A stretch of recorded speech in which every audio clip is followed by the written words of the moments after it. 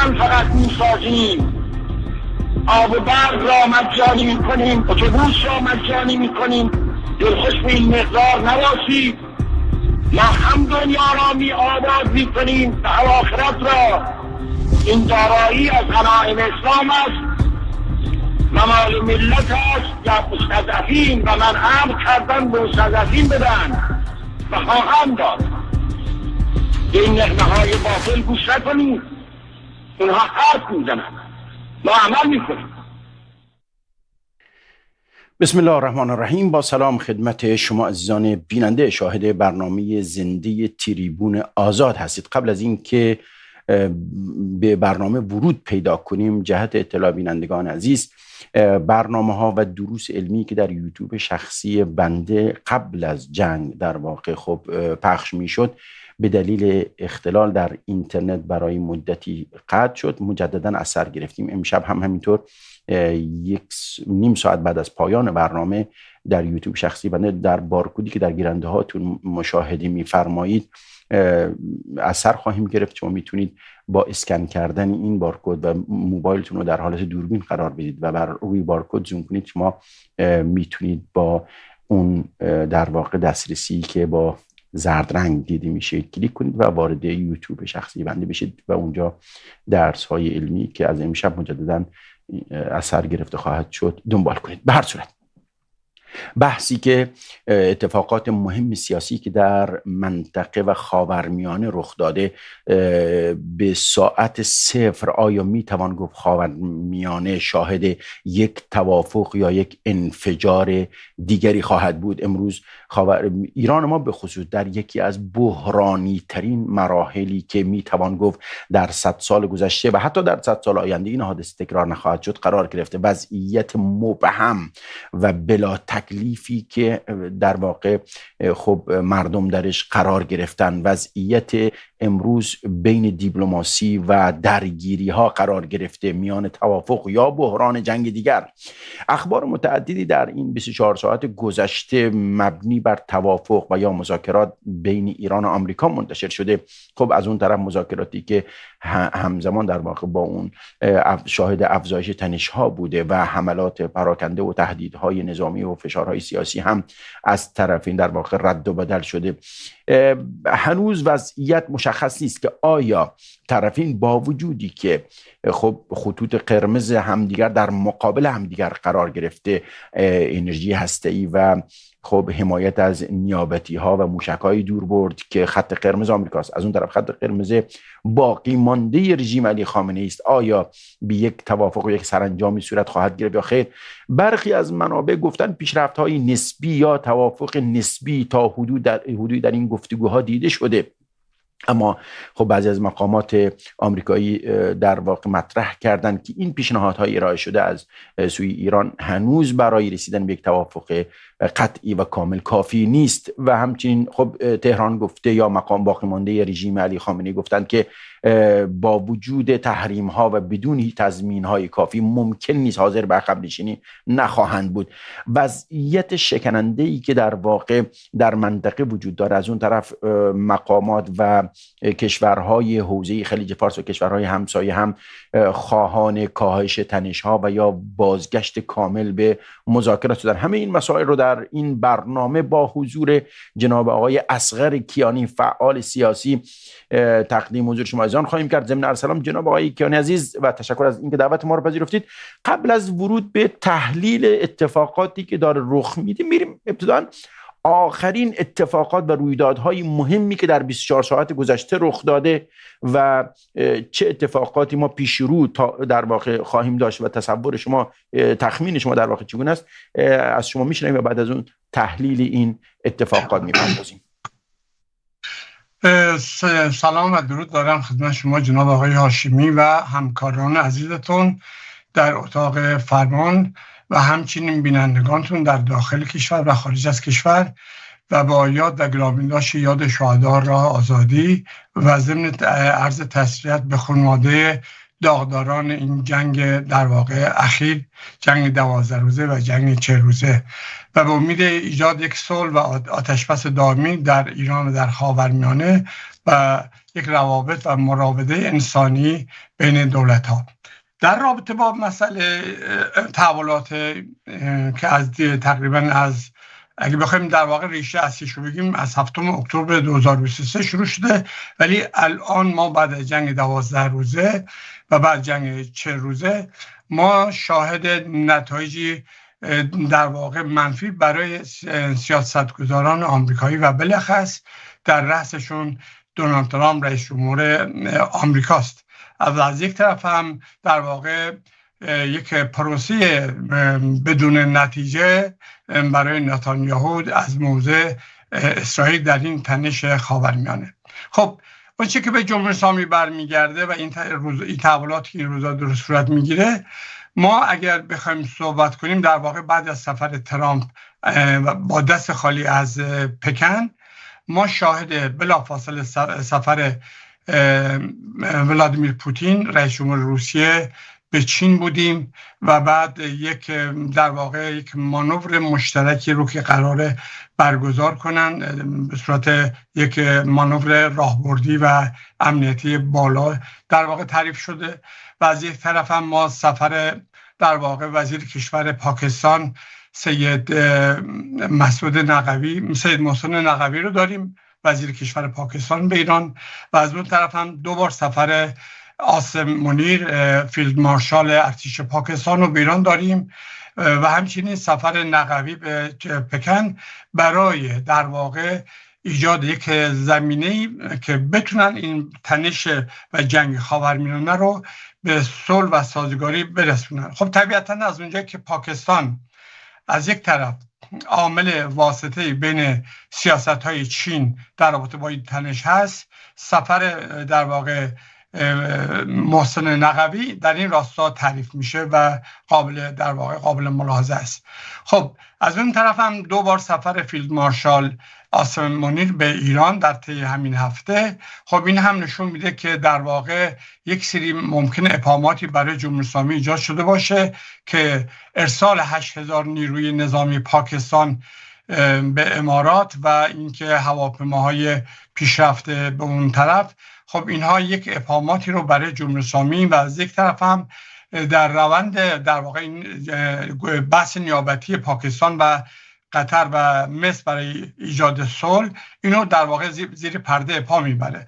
و از یک طرف دیگه هم خب ترامپ هم بعد از شکستی که در سفر به پکن داشت به دنبال اینه که با رژیم به یک تعامل برسه، تعاملی که حتی تقریبا میشه بهش اشاره کرد که میتونه همه مطالبات نتانیاهو رو هم یه بخشیشو نادیده بگیره و به این اعتبار که امروز ما در رسانه‌ها مشاهده میکنیم که تنش بزرگی بین ترامپ و نتانیاهو به وجود اومده سر همین بحث. چرا؟ چون نتانیاهو میگه که این مذاکراتی که قراره پیش بره با اون تحلیل مختصری که اسرائیلی‌ها دارن میگن اون چیزی نیست که ما میخواییم، در واقع اون تهدید اصلی رو از سر اسرائیل بر نمیداره. خب از یک طرف هم خود ترامپ درگیر بحران‌های بزرگ انرژی در واقع در اروپا در جهان هست، اون میخواد که هر چه سریعتر به این توافق با رژیم برسه، ولی اینکه اون توافقی هم که ترامپ میخواد خیلی ایدئال نباشه، فقط همین که بحث هسته‌ای حل بشه،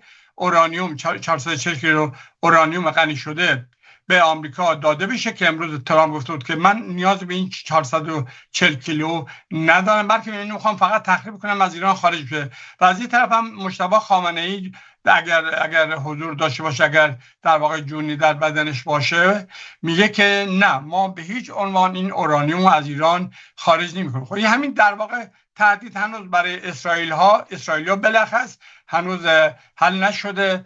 و از یه طرف هم ما میبینیم که در مسئله ایران خود سیستم، خود حاکمیت تضادات در رأس هرم شدت گرفته، جریانات اولیگارشی از یه طرف این سیاست در واقع توافق آتش‌بس اینها رو مداخله میکنن، عقب میزنن، جلو میارن. از یه طرف هم مجتبی خامنه‌ای نمیتونه بدون اجازه سپاه بخواد وارد تعامل در واقع با عقب نشینی باشه. اینی که معضل در واقع آتش بس به نظر من نه تنها حل نشده بلکه دارای ابعاد پیچیده‌تر و خطرناکتری به خودش گرفته و هنوزم سایه جنگ بر سر مسئله تنش خاورمیانه وجود داره و صحبت هم که بلخص تحولات هم که در اسرائیل امروز صورت گرفت، در واقع انحلال مجلس یا کنست پارلمان اسرائیل، این در واقع دست نتانیاهو رو باز میذاره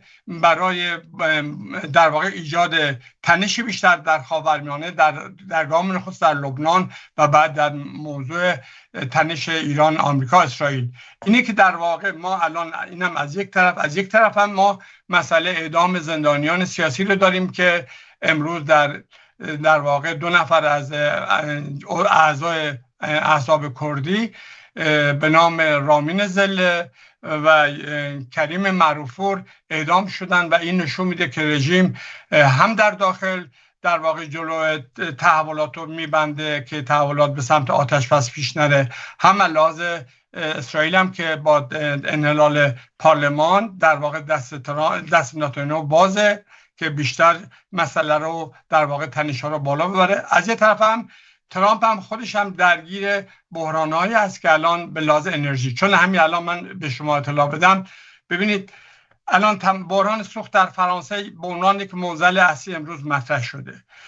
خود کشور دبی برای اینکه بحران‌ها که در واقع کشورش رو کاملا فلج نکنه، برای هر کمپانی اقتصادی در دبی امارات اومدن حدود 400 میلیون دلار کمک‌های بلاعوض به عنوان خسارت دادن که شامل شرکت‌های هواپیمایی در واقع میشه بگیم که هتل ها هست، رستوران ها هستن، جریمه های گمرکی هستن که خیلی از کالاها یا دیر رسیدن برای ترخیص یا اینکه در منطقه خاورمیانه در حوزه تنگ هرمز مسدود شدن، بلا حرکت هستن و اینها کلی در واقع جریمه رو متوجه شرکت های بیمه میکنه، شرکت های کشتیرانی میکنه و اینو در واقع دبی درو فعلا.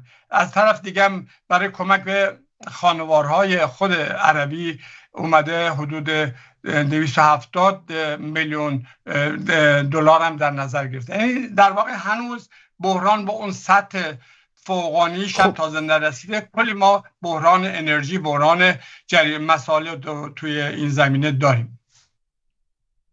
بسیار خوب. چند اتفاق مهم، حالا یک موضوعی که شما اشاره کردید به این که دونالد ترامپ در سفری که به پکن داشت و به چین داشت در واقع خب شکست خورد.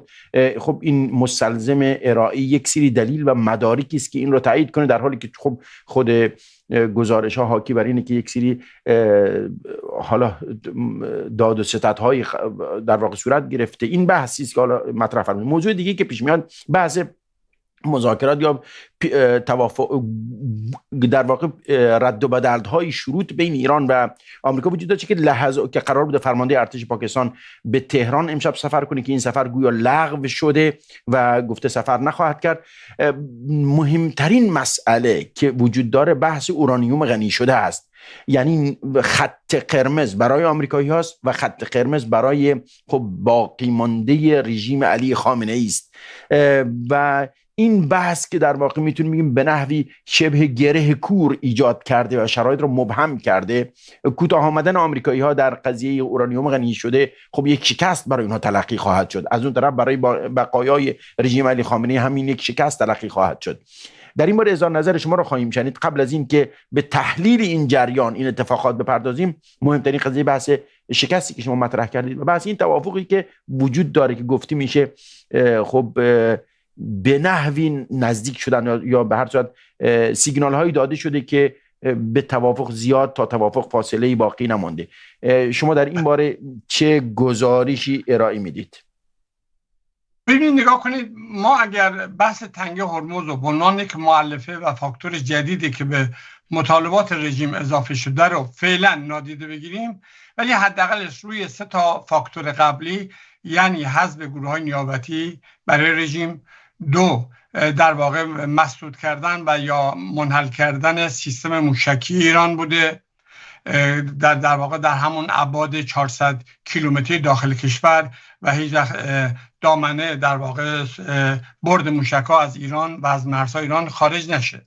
سوم هم در واقع بحث هستیه که رژیم بایستی تمام عیار این بحث هستی رو در ایران تعطیل کنه و یا حداقلش برای اون 3% که آمریکایی‌ها برای رژیم در نظر گرفتن، 3% غنیسازی برای مصارف داخلی، صنعتی، پزشکینا، اون هم تازه محول بشه به این که یا یک کشور ثالث این کار رو در ایران در اونجا انجام بده که قابل کنترل باشه برای آژانس انرژی اتمی بین‌المللی یا برای خود آمریکا یا برای اسرائیل، و یا این که اساساً 20 سال کامپلت وقفه ایجاد بشه در مسئله غنیسازی هسته در ایران.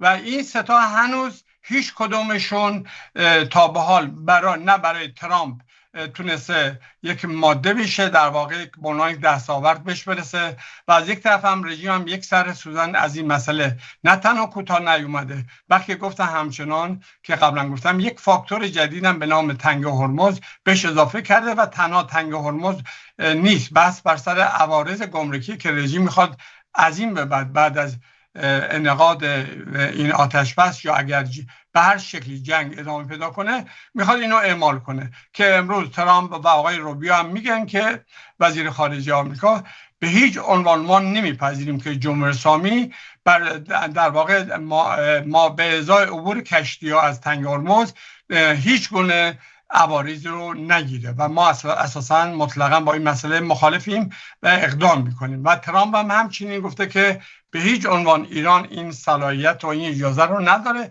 که بخواد این عوارض رو در واقع اعمال بکنه. خب ما اگر از این منظر فقط همین 3 تا فاکتور و 4 تا فاکتور نگاه کنیم، تا به حال هیچ پیشرفتی نه در اون سوی قضیه آمریکا یا اسرائیل به دست اومده و نه این طرف از طرف رژیم. در واقع سطح بحران‌ها بیشتر شده.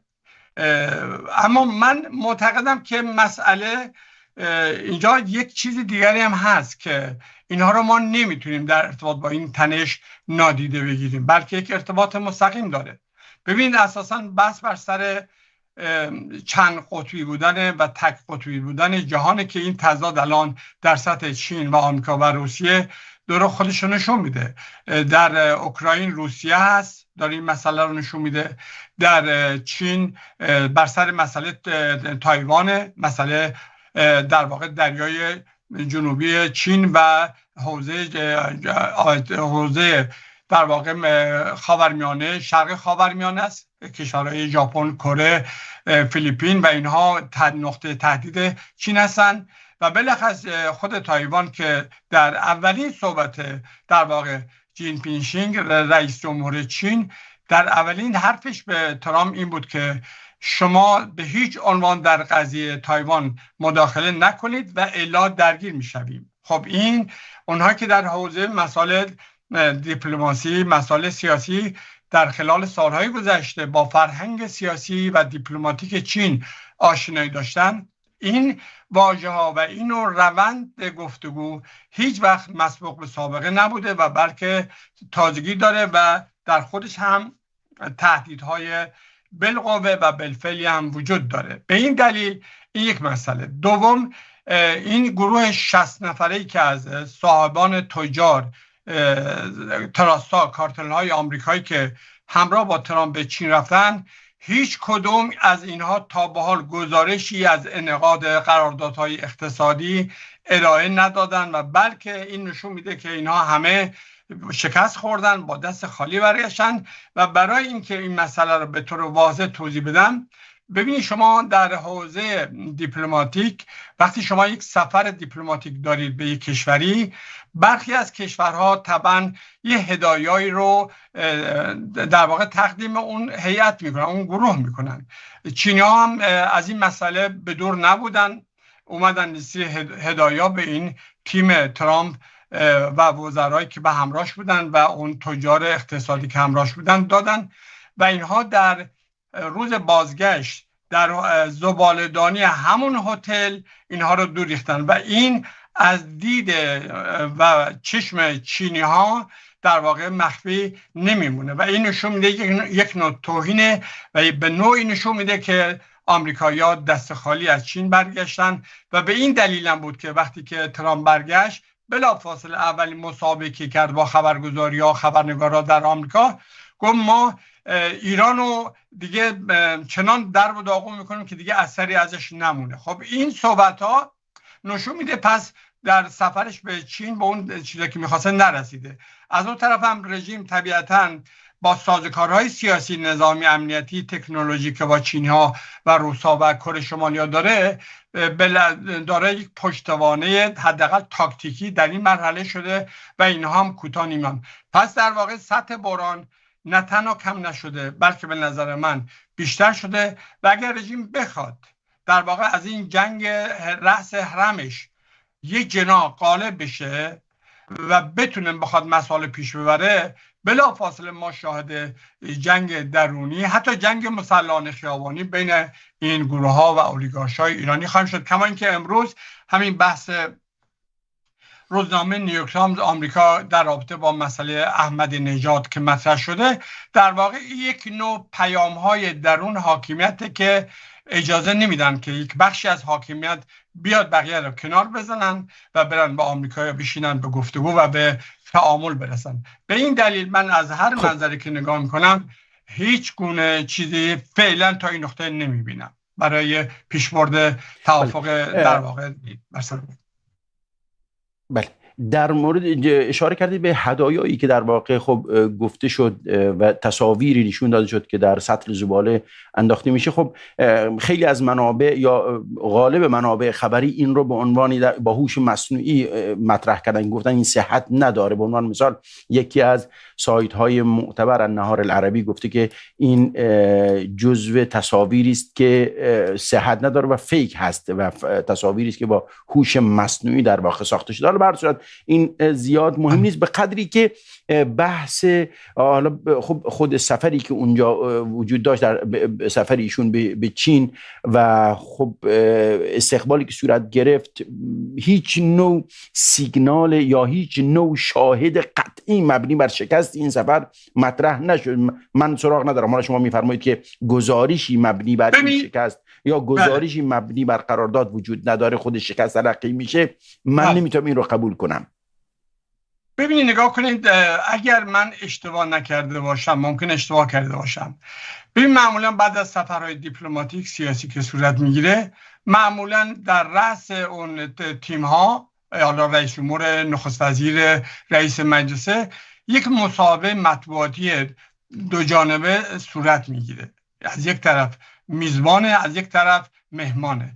من تا اونجا که اگه اشتباه نکنم من ندیدم که یک مصاحبه مطبوعاتی صورت بگیره. اگه شما سراغ دارید خوشحال میشم که اینجا خودتون قید کنید که این مسئله باعث اشتباه برای بینندگانتون نشه اینا. پس طبیعتاً یک سفر مهمی که در رأس رهبران چین و آمریکا که حداقلش میشه بگیم که از 6 ماه قبل کلی هیاهو در رسانه‌ها و مطبوعات بر سر این مسئله سفر تاریخی بوده. خب این سفر تاریخی از هر کدومشون چه مطالباتی توش بوده؟ شما نگاه کنید از طرف مثلا آمریکایی‌ها از چینی‌ها خواستن که کارخونه‌هاشون رو بیارن در آمریکا. خب این طبیعتاً این اساساً با اون ساختار اقتصاد رو به توسعه چین منافات داره. هیچ چینی نمیاد در یک سرمایه مثلا نیروی کار ارزون، مواد اولیه ارزون رو در چین بذاره و بعد بره در آمریکا با یک حجم سنگینی از بیمه کارگری و بیمه‌های مختلفی که برای در واقع نیروی مولد کار ایجاد میشه و بحث در واقع اجاره نهادها، ساختمان‌ها، کارخونه‌ها و اینها کلی در واقع این سود این کمپانی ها رو تنزل میده. به این خاطر هیچ کس حاضر نیست این کارو بکنه. از طرف دیگه در رابطه با ریز تراشه ها ما هیچ گزارشی نداشتیم که اینا به یک توافق رسیده باشن که ما اینها رو میتونیم با هم تعامل کنیم. در زمینه بحث در واقع بحران آسیای جنوب شرقی هیچ گونه تفاهمی اونجا صورت نگرفت و حتی اشاره نشد. بعد در رابطه با مسئله خاورمیانه، در رابطه با همین تنش ایران، رئیس جمهور چین تنها گفت آقا جان با هم که صلح و سازش کنید، ولی این هیچ گونه پشتوانه عملی نداشت. به نظر من شکست بزرگی بوده، کما اینکه تمام تحلیلگرای آمریکایی هم با این مسئله موافقن که شکست خورده. بله، به هر صورت این دیدگاه شما هم خب به هر صورت خب خود ترامپ هم همونطور که در آمریکا همه میدونیم، خب دموکرات ها و به خصوص CNN و بعض از رسانه ها شدیداً مخالف مواضع ایشون هستند و یک اتفاقی که صورت گرفت، چین و آمریکا خب قاطعیت در واقع این رو حق یا انرژی هسته‌ای در واقع رو، اینکه ایران بتونه دسترسی پیدا کنه به انرژی هسته‌ای رو کلا محکوم کردن و اتفاق نظری صورت گرفت. بعد صورت این بحث که آیا این یک شکست تلقی میشه یا خیر، فکر کنم شاید خب نیاز به تحقیقات بیشتری در این بار داشته باشیم. میریم سراغ بحث وضعیتی که امروز در ایران و خاورمیانه وجود داره و بسیار هم شاید مهم هست. خب با این اتفاقاتی که صورت گرفت و خود ترامپ گفته بود که ما 1 ساعت قبل از حمله با تماسی که از سوی حکام کشورهای حوزه خلیج فارس داشتیم در واقع این حمله متوقف شد و از اون طرف گفته شده که خود عربستانی ها درخواست اینو داشتن که بحث اتفاقات یا حمله نظامی اگر قرار صورت بگیره بعد از مراسم حج باشه، به دلیل اینکه خب مراسم حج الان در واقع حجاج در مکه مشغول ادای مراسم حج هستند و این مراسم حج تا حدوداً شنبه جلو شنبه بعد طول خواهد کشید. شما تا چه اندازه احساس میکنید این توافقی که وجود داره، این اتفاق در واقع به مذاکره و به توافق ختم بشه، یعنی بپذیرن طرفین به یک سرانجام یک نقطه وسطی دیده بشه؟ چون مشخصه که هر کدوم از طرفین پذیرفتن شرط دیگری را شکست تلقی میکنه. به خصوص بحث اورانیوم غنی شده هست. آمریکا اصرار بر این داره که یا نابود بشه یا به هر دلیلی از ایران بیاد بیرون و رژیم باقی مانده رژیم علی خامنه‌ای مصر بر این که این حق مسلمه و به هیچ عنوان حول این نبایستی بحث بشه. حالا بحث تنگی هرمز و مباحث دیگری است. همین یک مورد خودش به عنوان یک نقطه اساسی است. تا چه اندازه شما احساس میکنید یک توافقی امکان پذیره قبل از اینکه ما فکر کنیم این توافق چگونه صورت خواهد گرفت؟ بله، ببینید اول در رابطه با این مسئله، این درخواست عربستان سعودی از ترامپ برای اینکه بعد به تعویق بحث عملیات ممکنه واقعی، چون ما با مناسک حج روبرو هستیم، در این شکی تردیدی نیست، اما این میتونه در یک بردار کوتاه، مثلا در یک هفته، به قول شما 10 روز، این مسئله خاتمه پیدا کنه و طبعا این 10 روز همه طرفای درگیر میتونن در زمینه تسهیلات نظامی، مانورها و خیلی کار دیگه خودشون رو در یک سطوح بالاتری بکشونن برای درگیری. هر طرف از این امر استقبال میکنه. بالاخص که عربستان مسئله حج برش مسئله بسیار مهمه. میلیون ها حجاج در این ایام مقدس وارد میشن و طبیعتا جمهوری اسلامی در یک نقطه که چون بحث بود و نبودشه شک و تردیدی ندارن که مقامات عربستانی ها که ایران حتی مکه هم میتونه بزنه، یعنی از این بابتی که عربستان درخواست این مسئله رو کرده.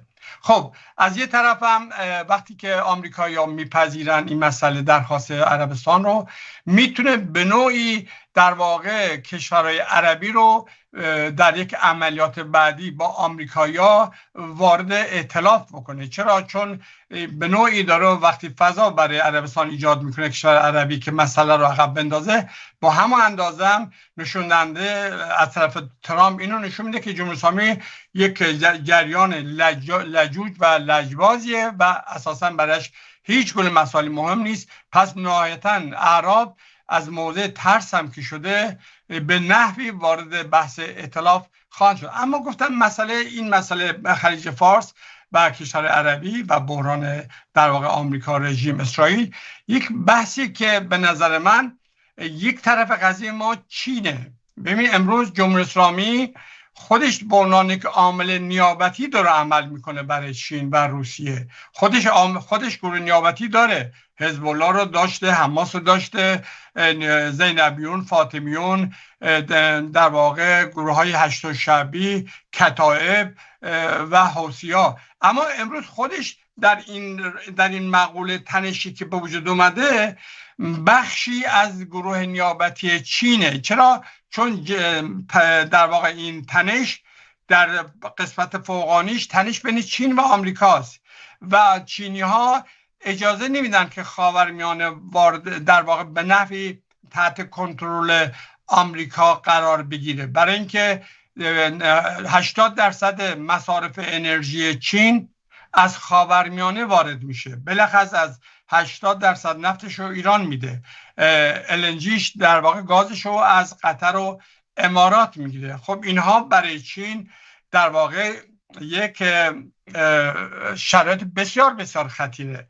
خب ونزوئلا رو که فعلا آمریکا با دستگیری رهبرش به شکل غیرقانونی و با نقض حقوق بین الملل برده آمریکا، در واقع الان آمریکا روی نفت، فعلا روی نفت ونزوئلا تسلط نسبی داره. خب فردا بیاد جمهوری اسلامی عقب نشینی کنه و این مطالبات آمریکا رو بده، در واقع اسرائیل میاد نقش ژاندارم بزرگ منطقه رو وعده میگیره برای آمریکایی‌ها و بعد کمپلت انرژی خاورمیانه دست آمریکا و غرب میفته و اونجاست که این فشاری رو متوجه روسیه، حتی کشورهای اروپایی و حتی برخی از کشورهای بریکس هم خواهد کرد و در رأسشون هم چین. خب چینا حاضر به این خودکشی نیستن، به این دلیل تا اونجایی که مقدور هست، تا جایی که جنگ اتمی بالا نیاد، اینا میتونن از جمهوری اسلامی در لایه‌های مختلف مخفی، نیمه علنی و حتی علنی هم حمایت کنن، کما اینکه امروز خود مقامات امنیتی، پنتاگون، CIA، FBI، حتی برخی از منابع امنیتی اروپایی ها میگن که رژیم داره از تکنولوژی چین و روسیه، تکنیک‌های خیلی بالا داره استفاده مونه و این هم دور از حقیقت نبوده، برای اینکه در جنگ 12 روزه و در جنگ 40 روزه ما شاهد بودیم که آمریکایی‌ها و اسرائیلی‌ها رو در اون چارچوب نسبیتی خودشون عقب زدن. خب به این دلیلی که ترامپ به این واژه‌ها همیشه رجوع میکنه، این خواست، اون خواست، این کشور درخواست کرده، اون کشور التماس کرده. این یک بخشی از در واقع ناتوانی و بنبست ترامپ رو نشون میده. چرا؟ چون این قدرت‌ها وقتی که اهداف مشخصی رو داشته باشن و توانایی که تسلط رو پیدا کنن، شک نکنه که یک ثانیه رو از دست نمیدن. دوم، هیچ وقت نمیان بحث امنیتی رو، نظامی رو، زمان عملیات و حدود عملیات رو اعلام بکنن، بلکه ابتدا عمل میکنن و بعد نتیجه حاصل میشه که کی زده، کی برده، کی خورده، کی اینا. به این دلیل من اساسا میگم که این بحران به قوت خودش باقی خواهد بود. ما باعث شاهد در واقع الان آمریکایی‌ها بیشتر روی تضاد درون حاکمیت فعلا زوم کردن که ببینن این جنگ اولیگارشی ها چگونه عمل خواهد کرد، آیا چون هزینه رو برای اونا پایین میاره. اگر تضاد در درون حاکمیت شدت پیدا کنه و به جنگ درون حاکمیت بیانجامه، طبعا هزینه رو برای آمریکا و اسرائیل کمتر خواهند کرد. خب وضعیتی که الان ما درش قرار گرفتیم یا خاورمیانه به تعبیر دقیق تر درش قرار گرفته، بیشترین هزینه یا بیشترین زیان این جریان رو اول مردم ایران رو دارن در واقع بیشترین هزینه پرداخت میکنن و بعد به هر صورت اگر بگیم بقایای رژیم علی خامنه ای خب در شرایط بسیار بدی قرار گرفتن، محاصره های دریایی، تحریم هایی که وجود داره، شرایطی که نه جنگ و نه آتش بس، شرایط بلا تکلیفی، وضعیت مبهمی که وجود داره. خب قبول کنیم آمریکا در اون شرایط بحرانی که رژیم ایران بقایای رژیم علی خامنه‌ای قرار گرفته، آمریکا قرار نگرفته. حالا اینکه ترامپ در بنبست قرار گرفته یا نگرفته، مهم اینه که بیشترین ضربات در واقع عینی داره خود به ایران وارد میشه. ترامپ ممکنه بله در حوزه جایگاه سیاسی خود ترامپ که البته خب دیدگاه ها و یا اظهار نظرهایی که ارائه میده متاسفانه اینقدر متزلزل و بی ثبات است که هیچ اعتمادی به حرف ترامپ نیست و در واقع تجدید نظرهای 1 ساعته 2 ساعته ترامپ هست. اما یک اتفاقی که نمیشه نادیده گرفت، وضعیتی که الان درش خب ترامپ درش قرار گرفته وضعیت بسیار شکننده هست. و رژیم ایران یا باقی مانده رژیم علی خامنه ای تا زمانی که میگه ما هستیم شکست نخوردیم، یعنی با وجودی که علی خامنه ای، بیت رهبری و منفی ها نابود شدن، مقامات نابود شدن، فرمانده ها نابود شدن، هر چیزی که از پدافند و غیر ذالک بود از بین رفت، اما میگه خب ما شکست نخوردیم. شکست رو این طور تعریف میکنن که رژیم کلا از بین بره، این رو به عنوان یک شکست میدن. به هر صورت برای آمریکا هم در شرایطی که وجود داره نمیتونه این رو ادامه دار کنه. خب به طبیعت حال شاید در این شرایط برای رژیم بسیار سخت میگذره و خود ترامپ هم بایستی حل و فصل کنه. همه میدونیم جریانات حالا جام جهانی که کمتر از 20 روز فکر کنم بیشتر باقی نمونده و همچنین انتخاباتی که در آمریکا پیش رو وجود داره، وضعیتی که در منطقه امروز ایجاد شده برای خود نتانیاهو و اسرائیل هم در واقع خب این مناسب نیست. چشم پوشی از اینکه ما چه دوست داریم و چه دوست نداریم، تصور شما بر اساس این شواهد و این مدارکی کنار هم قرار میدید، احساس میکنید این جریان به کجا ختم خواهد شد؟ توافق که ممکن نیست، چون هر کدوم از طرفین یک سری شروطی قرار دادن که دقیقاً در مقابل طرف دیگر قرار گرفته و این رو شکست تلقی میکنه. پذیرفتن این شرط، وضعیت به این صورت ادامه دادن هم خب هزینه هایی داره برای هر کدوم طرفین، به خصوص ایران بیشتر. ادامه دادن به صلاح هیچ کدوم نیست. شما احساس میکنید چه سناریوهایی جلو رو میبینید با این وضعیت؟ آینده رو تا چه مدت زمانی ممکنه این شرایط پشت سر گذاشته بشه و آخر به کجا به نظر شما ختم خواهد شد؟ ببینید، یکی از مشکلات بزرگی که سر راه ترامپ وجود داره و حتی نتانیاهو، بحثشون اینه که اینها میخواستن که با دور زدن تحولات دموکراتیک در ایران به اون اهدافشون چنج رژیم برسن، یا حداقلش از طرف ترامپ یک در واقع یک جناحی بیاد که با قابل تعامل باشه با آمریکا در تمامی سطوح. ولی برای اسرائیل دنبال در واقع ایجاد هرج و مرج و در واقع تجزیه و جنگ داخلی ایران بودن که خب حالا اینا اشتباه محاسباتی که داشتن این بود که نمیخواستن در واقع تحولات دموکراتیک در ایران توسط احزاب سیاسی ایرانی و ملت ایران و یا به طور کل ملیت ایرانی صورت بگیره. یا من اشاره کنم برای همین تسلیحاتی که مقامات آمریکایی برای اقلیم کردستان فرستادن که بین احزاب کردی در واقع پخش بشه، چون صحبتش هم حتما به گوش شما هم رسیده دیگه، تو مطبوعات هست. ببینید، نگاه کنید، حتی اومدن تسلیحات رو که روز اول فرستادن، احزاب کردی ما یک سری مذاکراتی داشتن حول این که خب ما یک تضمینات امنیتی میخواییم، ما میخوایم مثلا مثل مسئله کردستان سوریه دچار مشکلات نشیم که بعد از اینکه شما مسائلتون حل شد و بعد یهو ما رو آسمون رها کنید سقوط کنیم. ما یک سری شرط و شروط تضمین‌هایی میخوایم و حتی ترامپ حاضر نبود که تو اون نقطه بیاد به اینا یک تضمین بده. به این دلیل احزاب کردی هم اساساً از همون نقطه ورود به این مسئله متوقف شدن و پا جلو نذاشتن و تسلیحات در حوزه اقلیم کردستان، حالا بخشش حالا ممکنه در بخش جلال طالبانی باشه یکتی، یا بخشش در حوزه بارزانی باشه در حوزه مسعود بارزانی اینا. خب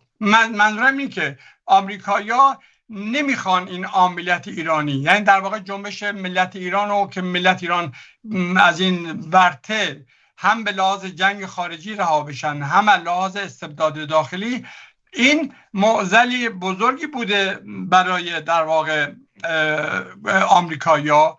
و از اون طرف هم مردم ایران هم در واقع توی شرایط بسیار خطیر قرار گرفتن، هم به لحاظ وضعیت اقتصادی در واقع انفجاری، هم به لحاظ بحران بیکاری، هم میزان تخریبایی که صورت گرفته و میزان در واقع خیلی از مسائل منفی اجتماعی که بعد معمولا در جنگ ها صورت میگیره جامعه باش روبروه. و هر چند هم جلوتر بریم طبیعتا ملت ایران هزینه های سنگین تری رو به لحاظ مادی و معنوی توی زمینه متاسفانه باعث بپردازه. خب پس بس بر سر اینه که آمریکایی‌ها نمیخوان که این مسئله تنش از طریق ملت، چون بیتنراش ملت ایرانه، عاملیت ایرانیه، گروه های سیاسی ایرانی هستن، اینا خودشون اگر اینها از پشتوانه‌های در واقع حمایت جهانی که منوط بشه به یک انقلاب دموکراتیک در ایران، نه اینکه یک احمد چلبی یا رضا پهلوی یا امثال هم برن اونجا بشن عامل نیابتی غرب، در این صورت ملت ایران میتونه بحران و مسئله رو حل کنه. ولی از اون طرف آمریکایی‌ها در یک شرایطی هستن که گفتم میخوان این بحث نظام تک قطبی که بعد از فروپاشی شوروی 1991 صورت گرفته، حالا اینو میخوان هم حفظ کنن، هم میخوان روی این مسئله به نوعی یک نوع قطببندی ترامپیستی بر وجود بیارن. یعنی حالا شما اگه نگاه کنید دیگه اون چند قطبی جنگ سرد شکلش رو از دست داده تا جایی که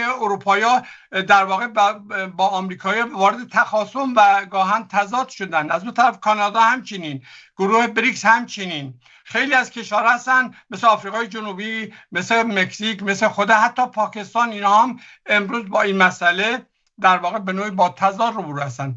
به این دلیل تنها راهکاری که میتونه مسئله رو حل بکنه ایجاد زمینه و تسهیلات لازم برای نیروی ایرانی، عاملیت ایرانی، که ملت ایران با ورود به بحث یک ائتلاف گسترده سیاسی آلترناتیو سازی بتونن این مسئله رو از راه دموکراتیک حل کنن. از راه نظامی نه تنها مسئله حل نمیشه به نظر من، بلکه ما به سمت جنگ جهانی حرکت خواهیم کرد.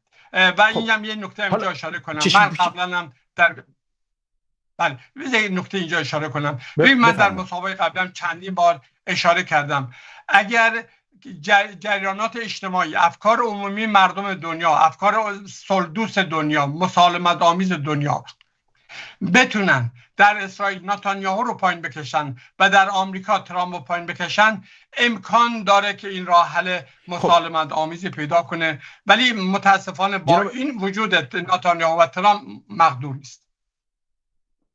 بله جناب ایکانی، یه چیزی که ما دوست داریم بشه، خب طبیعتاً ما دوست داریم که این رژیم علی خامنه‌ای، بقایای رژیم علی خامنه‌ای بدون هیچ نوع جنگی از بین بره و مردم یک روز خوبی ببینن. و خب هر کسی رؤیایی داره، به خصوص ما ایرانی‌ها این رؤیا رو در ذهن داریم که یک ایران بسیار آباد و آزاد داشتیم. اما امروز شرایط در واقع به نحوی داره پیش میره که ما حق تصمیم گیری برای اون نداریم، یا در یک کلام مردم ایران مگر میتونن در این قضیه الان نقشی داشته باشن با شرایطی که وجود. بس اینجاست که ما اتفاقاتی که داریم میبینیم، آیا امکان توافق، شما چند درصد امکان توافق میبینید در این حالا اتفاقات پیش رو؟ اگر توافقی صورت نگیره، خب این که آمریکا چی میخواد و اینکه ما چی میخوایم بحث کاملا جداست. بله آمریکا قطعا میخواد که احزاب کرد یا احزاب بلوچ یا غیر ذالک ورود پیدا کنن و به هر صورت خب بخشای از خاک ایران جدا بشه. و این که البته خب رضا پهلوی که اشاره کردید، من بعید میدونم حتی آمریکایی‌ها هم حاضر نبودن برای ایشون سرمایه گذاری کنن، به تعبیر شرط بندی روی اسب مرده یا اسب بازنده یا اسب مرده کسی شرط بندی نمیکنه. و اروپایی‌ها هم بعید میدونم هیچ کدوم در واقع رضا پهلوی رو اصلا هیچ گزینه‌ای به عنوان آلترناتیو رضا پهلوی رو نمیشناسن که بخوان روی این سرمایه گذاری کنن. بجز فکر کنم اسرائیلی‌ها هستن که فقط دلخوش کردن که به هر صورت خب یک سیستم بیاد که به عنوان سیستم وفادار به جریان صهیونیستی باشه و بتونن به عنوان یک جریان وراثتی خب برای همیشه تضمین خاطر صهیونیستی بشه. این بحث به نظر من خب زیاد مهم نیست، به قدری که اینجا این موضوع مهم هست که شما تا چه اندازه احساس میکنید، یعنی بحث توافق آیا منتفی میبینید؟ آیا ممکن هست توافقی صورت بگیره؟ اگر این توافق منتفی میبینید، چه گزینه‌هایی خود آمریکا به نظر شما پیش خواهند گرفت با این جریانی که الان خیلی واضح قضیه روشن هست؟ ببخشید بحث بازی شطرنجه، خیلی واضح و روشن هست. نمیتونه که وسط جریان همه چیز رو ول کنه و بگه تمام شد، هیچ اتفاقی رخ نداد، یه خوابی فقط بود، برگرده به سر جای قبل. به قبل از جنگ وضعیت بر نمیگرده. یا بایستی توافق صورت بگیره، یا بایستی جنگ بشه، یا بایستی بگه آقا جان اشتباهی صورت گرفت، تسلیم ما به هر صورت ممکن نیست و یک نوع در واقع ترامپ پرچم سفید رو بالا ببره و اعتراف به شکست بشه و عقب بشینن که این بزرگ در واقع خودکشی برای ترامپ خواهد بود. دیدگاه شما در این باره به عنوان آخرین مطلب میشنم جناب آقای کیانی عزیز. ببینید نگاه کنید، راههای جنگ راههای متنوعی هست.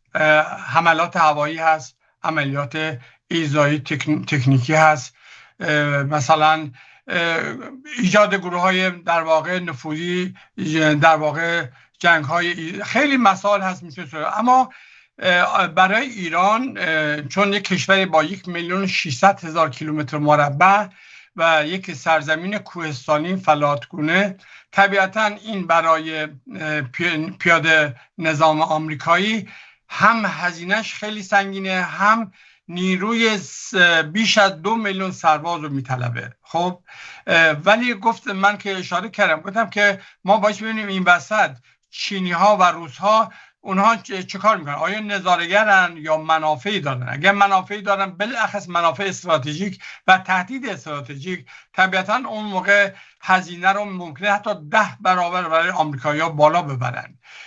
ولی یه چیزی که آمریکایی که گفتم توی صحبتم اینه که خب اگر یادتون باشه ترامپ چند بار اشاره کرد که ما منتظریم که یک نفر از درون نظام بالا بیاد، ولی میترسیم نامش رو ببریم برای اینکه جناح مقابل اینو سریع حذف فیزیکیش میکنه. خب منم در صحبتم همین اشاره کردم. ببین شما الان ما یک جنگ پوشیده در رأس نظام داریم بین اولیگارشا، جبهه پایداری، سپاه، خود خامنه‌ای، خود وزارت اطلاعات، جریاناتی که وابسته به اولیگارشای اسرائیلی، موسادی، حتی آمریکایی، اینا همه تضاده. خب اگر اینها یکی از این جریانات که در چارچوب منافع آمریکایی تعریف میشه و نزدیکی داشته باشه بتونه بقیه رقبا رو از صحنه حذف کنه، در واقع اون مهار قدرت سیاسی رو به دست بگیره، طبیعتا اون موقع آمریکایی‌ها تا یه حدودی میتونن برنده تلقی بشن. ولی این امر برای کوتاه مدت در جنگ قدرت تو ایران مقدور نیست. جنگ طول در واقع زمان میبره. وقتی شما زمان رو توی مقوله جنگ میاری، در واقع فرصت میدی که طرفا همدیگه خودشونو در واقع تجهیز کنن برای شرایط بالاتری. خب به این دلیل آمریکایی‌ها الان سر موضع ایران وارد حوزه حیثیتی شدن، چون اگر اینجا ببازن طبیعتا اون موقع دیگه فردا نمیتونن در مقابل کره شمالی، روسیه و چین بخوان عرض اندام بکنن. به این دلیل من میگم که تنش در خاورمیانه یا بایستی با عاملیت ایرانی حل بشه، یا اینکه جهان وارد حوزه جنگ جهانی سوم خواهد شد. اینو من نمیگم، اینو اکثر تحلیلگرا دارن میگن که شرایط نمیتونه همینطوری بلا وقفه با این وضعیت نه نتیجه نه برد نه باخت باقی بمونه. به این دلیل ما میبایست چیکار کنیم؟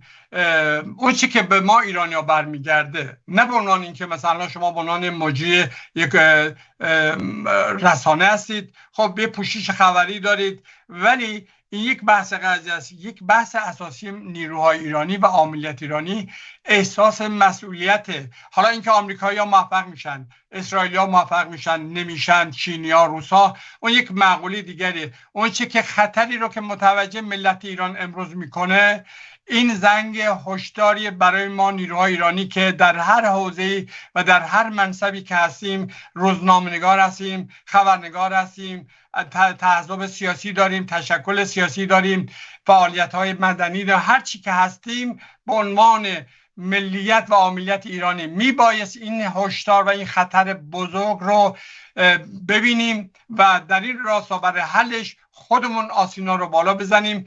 چه بسا ممکنه ما وارد این حوزه بشیم، یک آلترناتیوی تشکیل بدیم، یک اقبال اجتماعی پشتش باشه و اونجاست که میتونه نقطه نظرات کشورهای مثل آمریکا و اسرائیل رو مقداری عقب‌تر بزنه و راه رو برای تعامل به طور مقطعی و تاکتیکی حداقلش باز کنه. استراتژیک که نه، ولی تاکتیکی باز کنه.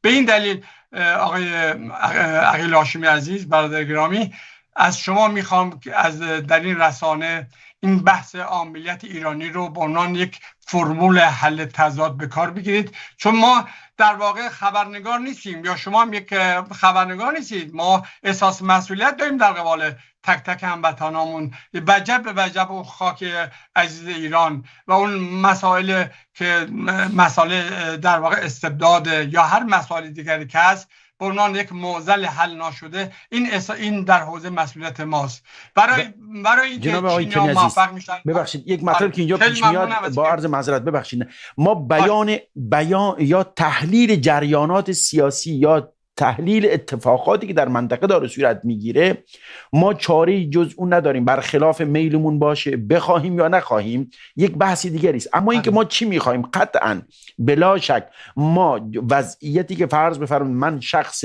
هاشمی که به عنوان یک دیدگاه خاص خودم دارم میخوام ایرانی آزاد، ایرانی بدون تبعیض، ایرانی که هیچ جنگی شاهدی جنگی نباشه، بدون خونریزی، ایران یک تغییر تحول کلی بگیره، همونطور که مولانا عبدالحمید اشاره کردن بحث ایران به سمت نظام فردی نره. این آرزوهای منه. اما اتفاقاتی رو داره رخ میده. این اتفاقات ما در برنامه چاری جز تحلیل اتفاقات نداریم. مثلا فرض بفرمایید حالا توافق، من چه دوست دارم بحث دیگری است، اما بحث توافق وقتی خب در برنامه تحلیل میشه، این توافق من شخصا از من پرسیده میشه شبه صفر میبینم از اون جایی که یک حیثیتی شده هم برای آمریکایی هم برای بقایای رژیم علی خامنه ای، مگر اینکه بقای رژیم علی خامنه ای به موضعیت به وضعیتی برسن که احساس کنن دیگر ممکن نیست و جام زهر رو سر بکشن که اون خب نیاز است در تحلیل ها مطرح بشه. یعنی در بحث تحلیل تا این که من خودم چی میخوام دو بحث جداگانه است. جناب آقای کیانی عزیز، اگر مختصر در عرض 2 دقیقه جمع‌بندی بفرمایید ممنون خواهم شد. ببینید من اینجا یه اشاره کنم به عنوان جمع‌بندی.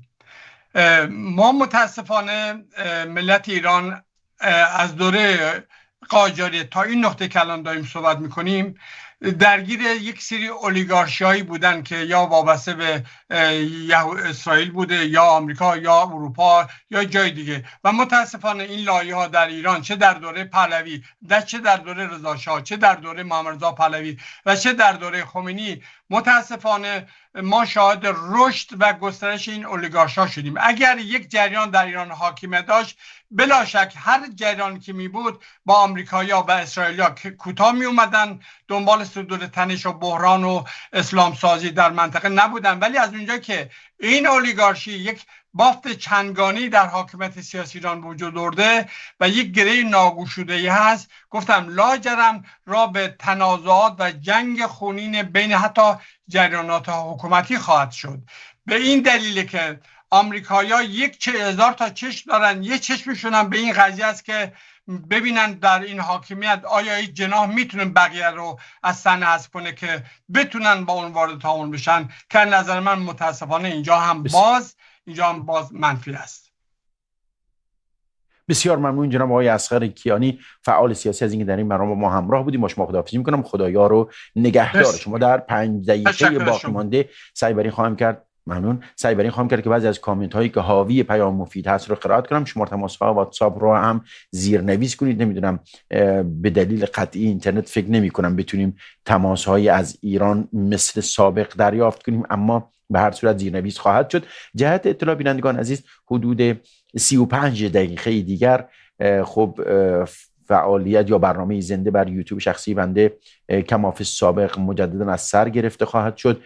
بارکد یوتیوب بنده در گیرنده هاتون مشاهده میفرمایید. اگر تا کنم زیر فعال کنید ممنون میشم. و شما میتونید موبایلتون رو در حالت دوربین قرار بدید و اسکن کنید، در واقع اون بارکد وصل خواهید شد. بالاخره اون آدرس که به زرد رنگ نوشته میشه میتونید کلیک کنید و وارد یوتیوب شخصی بنده خواهید شد و از دروس علمی که در واقع در یوتیوب اضافه بر این برنامه‌های شبکه گذاشته خواهد شد میتونید بهره ببرید. به دلیلی که خب وضعیت برنامه‌های شبکه جانیکل محدودیت‌هایی ما داریم و اضافه بر اون برنامه‌های محدودیت‌های در واقع زمانی وجود داره که برنامه‌ها به هر صورت خب تقسیم شده بین همین کارشناسان، اما در یوتیوب بنده دروس‌های اضافه در واقع قرار خواهد گرفت، میتونید از اون بهره ببرید و حدود 35 دقیقه دیگه از در اونجا برنامه خواهیم داشت ان شاءالله. کامنت هایی که گذاشته میشه رو سعی میکنم که کامنت هایی که حاوی پیام هست و خدای نکرد توهینی به کسی نیست قرائت کنم. مهسا امینی نوشته انقلاب نیاز به زخم شدید داره که ملت رو اگر درست برسونه، نمیدونم، ملت ایران به جای به سطوح اومدن افتادن به این مسئله نجات حکومت است. متوجه مطلب شما جناب مهسا امینی نیستم. خب طبیعت حال اینه که متاسفانه خب امروز وضعیت مردم ایران و ملت ایران امروز بدترین وضعیتی است که به خاطر این در واقع آخوندهایی که گفتن ما میخواهیم از ایران یک بهشت برین بسازیم و این سرزمین امام زمان داره مدیریت میکنه و باورهای آخر زمانی که بایستی زمینه ظهور را فراهم کرد و بایستی حمایت کرد از نمیدونم سفیانی ها و خراسانی ها و تعابیر این چنینی مذهبی که بایستی امام زمان بیاد از لبنان و نمیدونم یک دفعه گفتن این سفیانی همان کسی است که در فلان جا هست و خراسانی نمیدونم فلان کس هست و امام زمان. تصوری این چنینی که متاسفانه خب کشور را نابود کردن، به خاطر اساس خرافات و برای این خرافات هم هزینه کردن، کل کشور رو نابود کردن. چرا ما همیشه میگیم که مردم رو بایستی از این خرافات نجات داد؟ علت نابودی این سرزمین به دلیل این که هر چه سرمایه ها وجود داره چرا میره به حزب الله لبنان، چرا میره به نمیدونم میلیشیات شیعی فاطمیون زینبیون و عباسیون و حیدریون در عراق و در جاهای دیگه؟ به دلیل اینکه میخوان بگن ما زمین ساز ظهور امام زمان. یه خرافاتی ساخته شد، یک نفری 1200 سال قبل رو گفتن این رفته که بیاد و بایستی زمینه ظهور اون را فراهم کرد. چطور چه راههایی وجود داره برای فراهم کردن؟ بایستی هوادار برای ایشون به کشورهایی ساخت و از این حرفا. به هر صورت یه تعابیر اینچنینی و بارها گفتیم که ملت عزیز تنها راه نجات ما، نجات در واقع آزادی ملت ایران از این خرافاتی است که به نام اسلام هیچ ارتباطی با اسلام نداره، نه از دور نه از نزدیک. گفته که کار خوبی کردید که 2 مرتبه یوتیوب خودت رو شروع کردی. بلوچستان نوشته بسیار ممنون. خب تصور این میکردیم که چون اینترنت در ایران قطع بود و حیفم میامد که درس های در یوتیوب اینترنتی باشه و در ایران بیننده نداشته باشیم، اما این قطعی و اختلال اینترنت در ایران خب طولانی مدت شد و از اون طرف خب عمر انسان داره سپری میشه و این وقت گفتیم از دست ندیم، برنامه مجددا از سر بگیریم. به هر صورت گفته اسو نوشته رامین عزیز هر گوشه و کنار رو نگاه میکنم متاسفانه فقر و فحشا و ظلم و ستم رو میبینم متاسفانه در ایران. این نتیجه خروجی آخوندهاست. ببینید آخوندها موجوداتی نحس، باورهای خرافی، اقداماتی بیخردانه در هر حوزه‌ای ورود پیدا کنن نابودی میارن. در حوزه دین خودشون، یعنی کار اینها مگر چی بود؟ موعظه و روزخوانی بود دیگه. خب در همون حوزه هم رفوزه شدن. 4 تا هوادار دیندار براشون باقی نمونده. همون هوادار دیندارشون که پاشون به آمریکا و استرالیا و جاهای دیگه میرسه، میبینید اگر زنانشون باشن لختوریان، اگر پسرها مردانشون باشن همیشه با شراب و با سگها و با این طرف و اون طرف دارن عمرشون در واقع سپری میکنن. خب این نشان از چی میده؟ که یک باور تظاهر و ریاکارانه هست. اما به الحمدلله اهل سنت در سراسر ایران خود تونستن به دلیل این که خب البته خدا رو شکر بایستی گفت که علمای اهل سنت به حوزه سیاست اجازه ندادن ورود پیدا کنن. این یک توفیق و فضل الله بود، وگرنه خب چه بسا ضربه‌ای به اهل سنت هم وارد میشد. و از اون طرف مراجع تقلید، سکوت مراجع تقلید. ببینید هیهات من الذل میگفتن که حضرت حسین میگفت که ذلت رو ما نمیپذیریم. امروز مراجع تقلید ذلت نه اینکه پذیرفتن، چنان ذلت، بشکه ذلت رو چنان سر کشیدن که دیگه تا خرخره در غرق در ذلت و خاری هستن.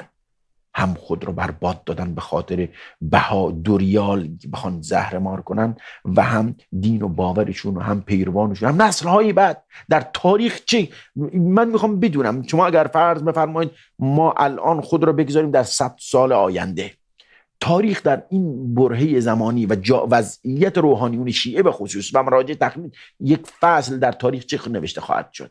موجودات خیانتکار، موجوداتی خائن و به درد نخور، بزدل و ترسو و بی‌عرضه مذهب خود را زیر پا له کردن و حاضر شدن بهای دنیا را به این چیز، در واقع دین خود را به بهای ناچیز دنیا بفروشن. غیر از این ثبت خواهد شد. سکوت در مقابل ریختن خون جوانان، سکوت در مقابل ظلم، سکوت در مقابل فلان. این در پرونده مراجع تقلید تا قیامت ثبت خواهد شد در این باره. چطور ما الان دوره‌های مثلا فرض بفرمایید فلاکت‌هایی که قاجار و روحانیون شیعه در زمان قاجار به بار آوردن، نتیجه ترکمنچای و گلستان و قراردادهای زیادی که بخش‌های عظیم از سرزمین ایران در واقع جدا کردن به دلیل اون اقدامات بسیار غلط آخوندهای اون وقت در تاریخ ما الان داریم میخونیم و در واقع ببخشید لعنت و نفرین بر اونها میفرستن. فکر کردید این تاریخ الان، شرایط فعلی الان، مردم 100 سال بعد نفرین نخواهند فرستاد بر این روحانیون و آخوندهای گردن کلفت و بی خاصیت و بی ارزه‌ای که دنیا و دین مردم رو برباد دادن؟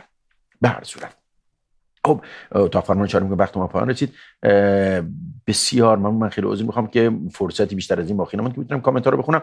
30 دقیقه دیگر در یوتیوب شخصی بنده برنامه زنده خواهم داشت انشالله و لینک برنامه در کانال تلگرامی شبکه جهانی کلمه قرار خواهد گرفت. از اینکه برنامه انتخاب کردیم بسیار سپاسگزارم. پنجشنبه ساعت 12 شب به وقت تهران شاهدی این برنامه خواهید بود. تا پنجشنبه دیگر خدایا نگهدارتون. در اینکه زندگی مادی شما را میخواهیم مرفه بشد، زندگی معنوی شما را هم میخواهیم مرفه باشد. دلخوش نباشید که مسکن فقط میسازیم، آب و برق را مجانی میکنیم، اتوبوس را مجانی